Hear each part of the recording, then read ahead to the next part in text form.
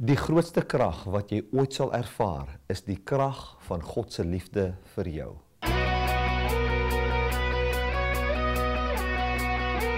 Die evangelie van Jesus Christus gaan nie oor jou liefde vir God nie, maar oor God se liefde vir jou.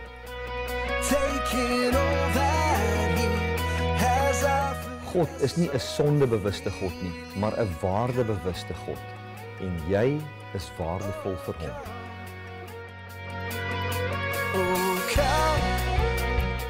Die volgende program is gefokus op God se liefde vir jou, waarin jy jou waarde kan ontdek en geniet. This earth and our bodies and who we are as God's people from God. In saying, we cannot divorce physicality from God. He has decided in Acts 17, it's clearly written, that He's made this earth so that He can care for us here and that we can find Him. And as we find Him, we will find His eternal life. Now, let us go to Ephesians 5.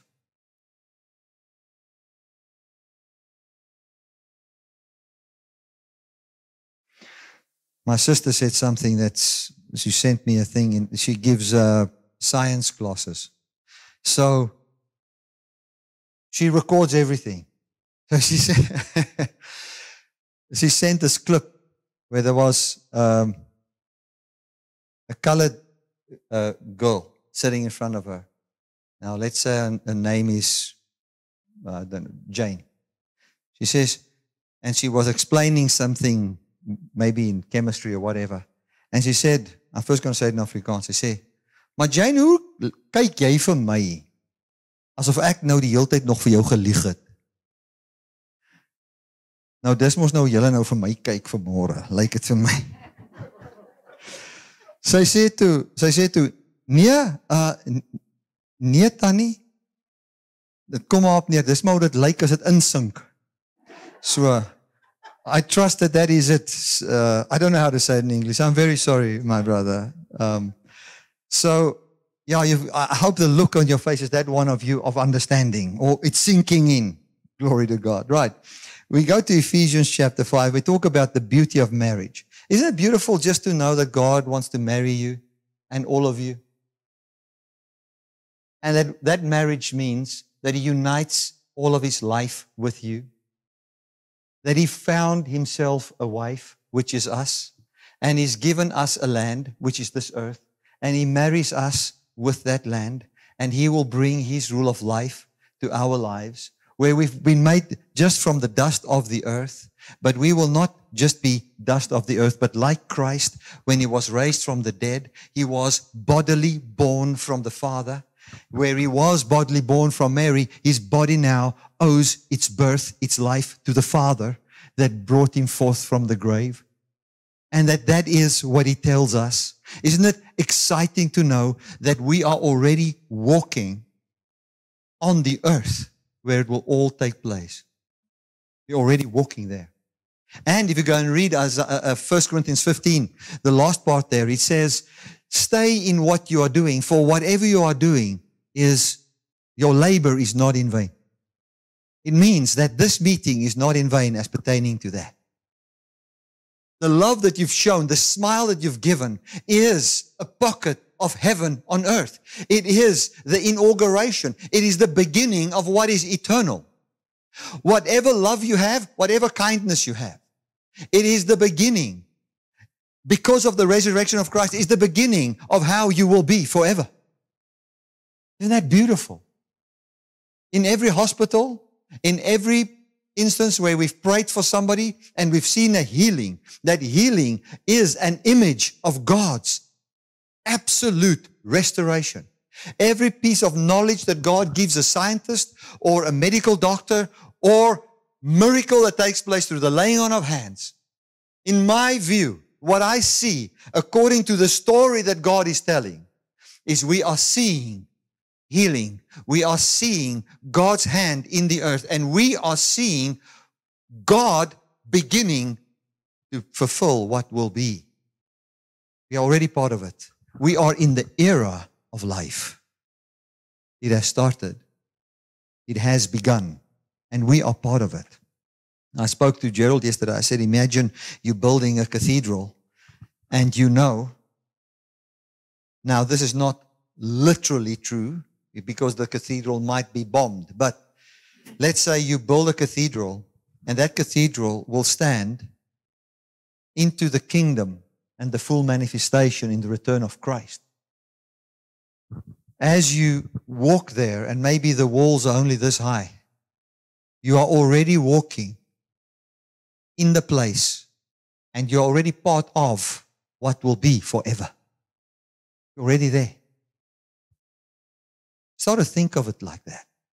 Start to think of people like that. When I see you, every time when you guys came here and I hugged you and greeted you, in every one that I hugged, my mind was, as I hug this person, this is the person that in the resurrection will say to me, touch me, it is me. It is me. It's not another one than the one that you've hugged, that you've greeted. It is me. And you know what's so wonderful? I can now already touch the body that will live forever. Doesn't that make you so holy? Makes you so holy. It sets you apart. You are now in the order of life, man. We can look at people in such a different way.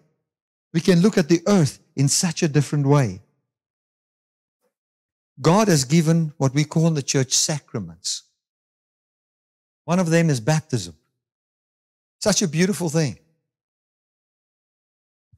Baptism is so, so beautiful.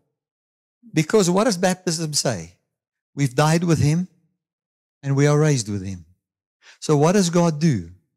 He takes a physical thing that you can do now, and He takes what will be in the end, and He say, do you want to quickly bring what will be in the end into the now and experience it now?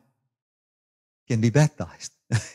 Because you are baptized, you say, I've died and I'm raised with Christ, and I am seated above the rule where this earth is the source of my life. Another thing that is given is communion. So we can now say, because the Bible says, do this in remembrance of me. So when the bread is broken, we do it in remembrance of Jesus. We drink the blood in remembrance of Him. Now, when you are doing it in remembrance of Him, what do you remember? Jesus was raised from the dead. He's seated at the right hand of God. He passed through death. He entered into heaven, not with the blood of animals, but with His own blood. The Bible says life is in the blood. And He entered into the heavens with His own blood. That is saying that His life was restored and He lives forevermore. That's the picture of the lamb that was slain. The difference between every lamb that was ever slain in the Old Testament and our lamb is this. All those other lambs are dead. But our lamb was also slain, but He's standing in heaven as a lamb that was slain, but yet is alive. Alive with the very same life that He had, but is now into the domain of forever. Jesus, when He greets John in the vision, He says, look at me, behold, I was dead, but now I'm alive. Isn't that the good news the world needs?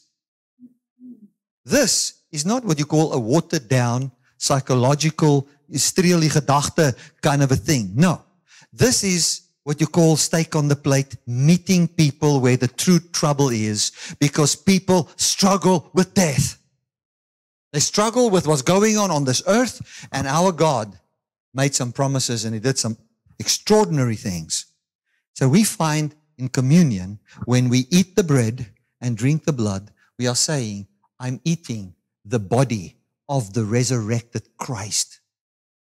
And I am feasting on His undying flesh. The revelation of Him being an undying physical human being is my food. Sadly, we've made immortal spirit somewhere the food. But what truly feeds. Jesus. Do you know Jesus had food that he ate of which they knew nothing? And that food that he ate of made that he didn't even want physical food. Go and read it in John 4. It says, this is my will.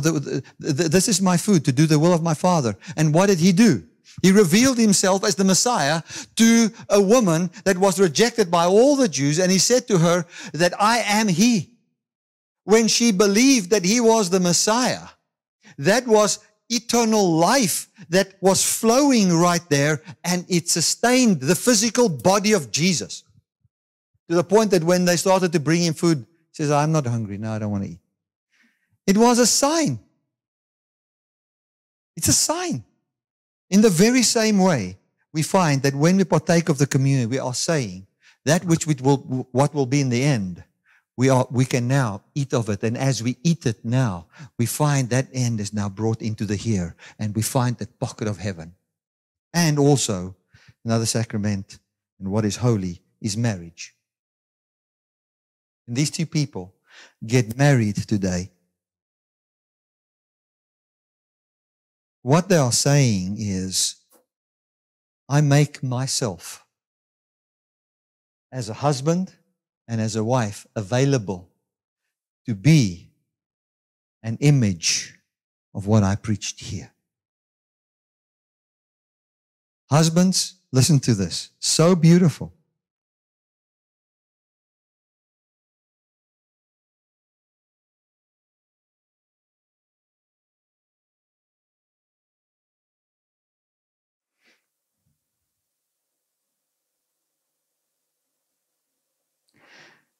It says here,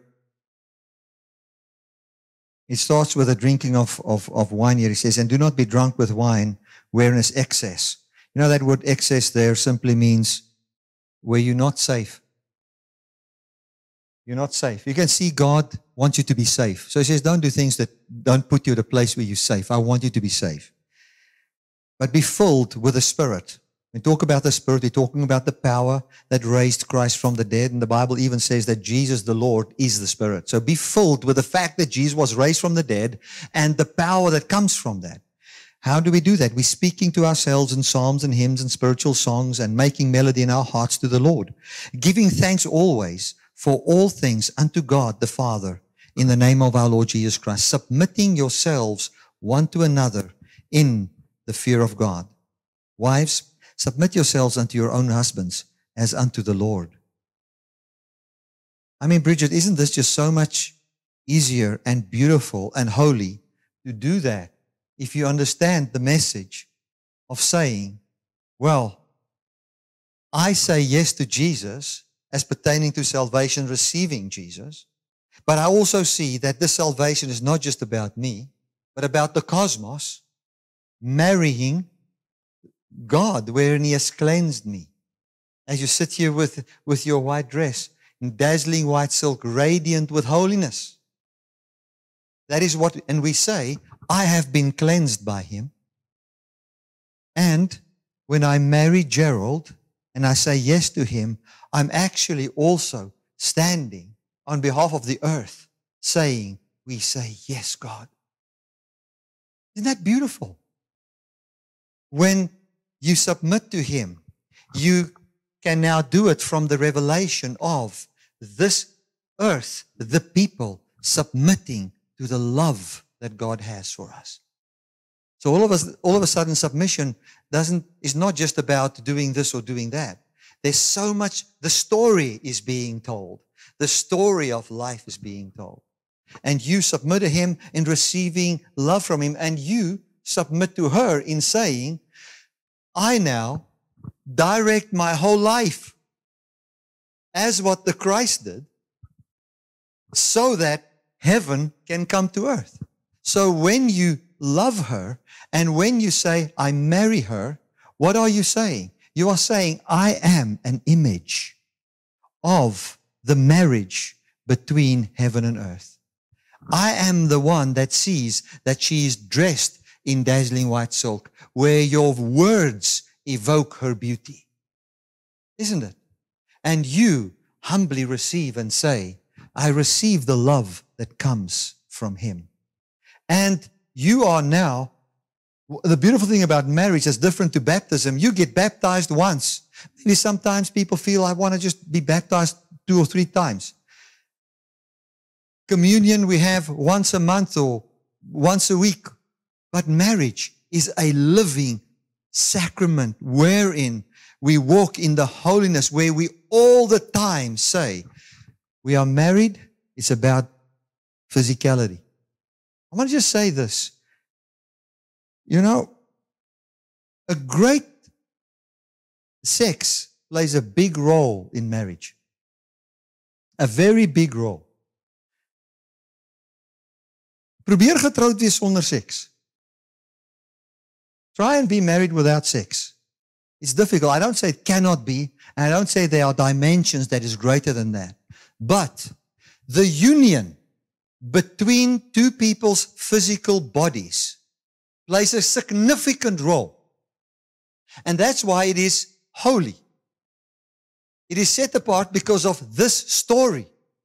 That's why you don't have sex with this one and then sex with that one. Not because the Bible says, but because the story is that God only has one earth and He's committed him to this earth to forever be married to this earth.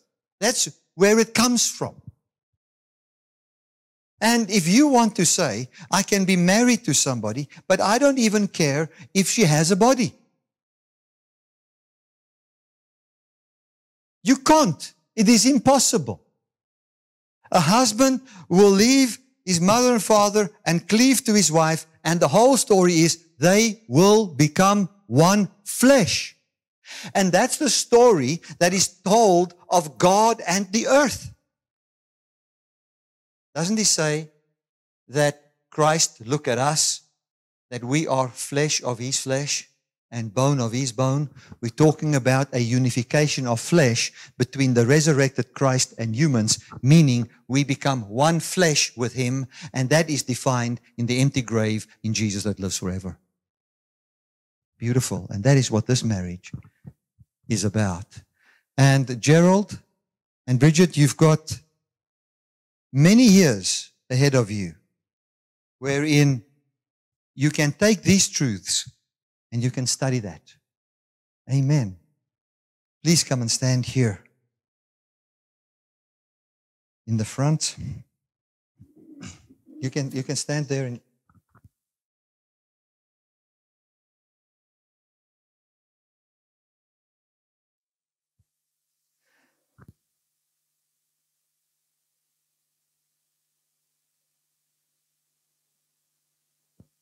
Gerald said he's got to get the rings quickly. I think in the chat this morning, this is wonderful. Isn't it beautiful that marriage can show heaven on earth? I think we can just look at our own marriages and think on how we treat our wives and treat one another. Helena and I, on a regular basis, on a daily basis, we just sit together and we take this goodness, we discuss it with one another, we share this with one another. And I just look at our marriage and how it has grown in these last years, just in the last 5 years. A great, great blessing that took place because of this. Amen. Gerald? So I want to say to the 2 of you that God loves you very much. And I'm very, very proud of you, Gerald. I've just met Bridget now, and our conversation we've had last night was outstanding. And I can see that you've married someone, and you're marrying someone that truly understands the gospel, and that loves the gospel, and that thinks from the perspective of the gospel. And I teach my children this. I said, if you want to marry someone, this is what you do. First of all, you must have a good relationship with God yourself. And then you look at someone that loves God. They must truly love God. And you must see that they love God even more than what they love you. That's the first thing. They must love God. The second thing is they must love you. If you have those 2, there's no way that marriage cannot work. It is impossible. Because if difficult times come, on account of the love that there is for God and for one another, you will humble yourself to the story that is in the scriptures, and life will flow in your marriage. That is the key. And then I would say, a bonus, if you have those two things, is if the other one is pretty. That helps. I don't know about my wife towards me, but I know that was fulfilled for me. Amen. So I'm going to do this very informal. I'm going to first start with you and say, would you take Gerald as your husband to, along the lines of what was ministered here, to say that our life and this man is going to be a sign of what God is doing for us. And it will be an image of that. I make myself available for that. And that you take him to be the man through which this will be shown. How do you answer? Yes, I do. Amen. So now we've got half a commitment here. So Gerald, the question is exactly the same for you. Would you take what was ministered to you, the reality of God's love for a good creation? Would you take that, see yourself as good, see her as good, even if there are times when things happen which you say, what's happening is not good, but I still see myself as good in the eyes of God. I see her as good, and I want to be, and I make myself available. And I want to say this, in our own power, we can never do these things. You make yourself available for God to put on display what He's doing with the earth, with physicality. How are you answering, saying that you take her as the person where this union will be shown? Absolutely, yes. Amen. Amen. You may exchange the rings.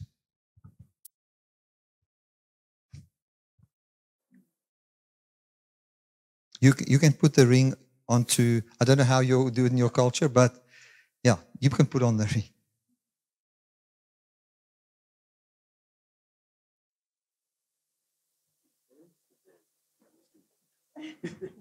Amen.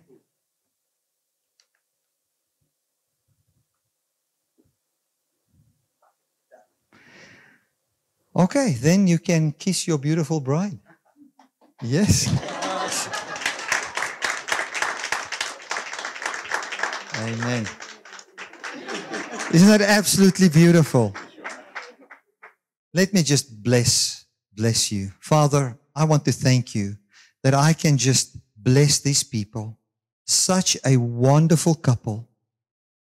I thank you, Lord, that what we shared here, the beauty of heaven and earth colliding, collides in them today. And that in their lives will be seen forevermore the glorious power of your resurrection. Life flow forth. Father, I bless them and I declare them blessed on account of your involvement and your life that is directed towards them. Heaven's aim is for them. And thank you, Lord, that you protect them, you keep them, and that we will just see a lot of good come from their lives. I declare them blessed. Amen and amen. Thank you.